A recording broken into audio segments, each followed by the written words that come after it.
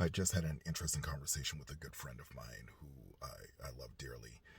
She was telling me that a lot of people are coming at her because she hasn't been showing the level of empathy as other people have been since Charlie Kirk was assassinated on live TV yesterday.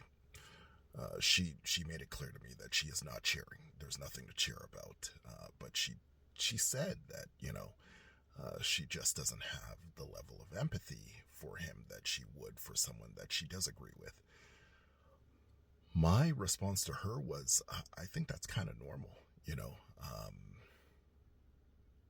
especially for this day and time. If I'm being completely honest, I posted about something a few months ago that, you know, my heart was kind of blackened over the last few years, how our government handled COVID-19. So if our former prime minister, I got word that something had happened to him. Of course, you don't want anything to happen to someone, but would I have the same level of empathy for him as I would for, say, Jean Chrétien, who I did like as our prime minister, or Stephen Harper, who I liked as our prime minister? And if I'm not willing to be honest with myself, then I can't expect to be honest with other people, and this could be a flaw in myself.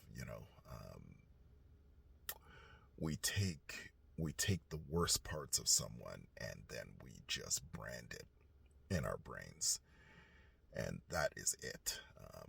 They're irredeemable at that point, and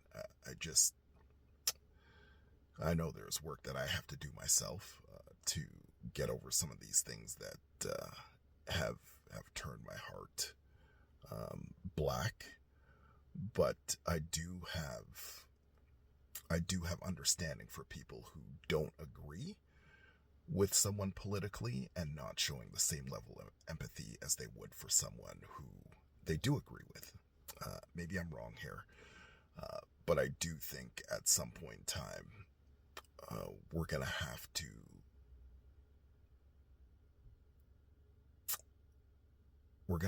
to be able to sit down with each other. And I think a lot of this is coming from, the fact that social media has allowed us to say things that we would never ever say if we were in the presence of someone, because I do believe that when you are in the same space as someone and you get to feel their presence, you will feel that most people are not bad. They do not have ill will. Uh, they might view something in a completely different way. Their perspective might be completely different.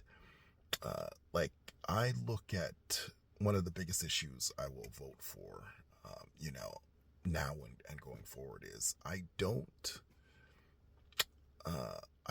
want a government that constantly grows, that creates problems, that they have to create a new department or some new group to deal with the problem.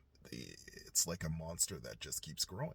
So I am very much someone who appreciates a smaller government. I do believe in government, helping the people, but a smaller government that is for the people, you know, and not for corporations.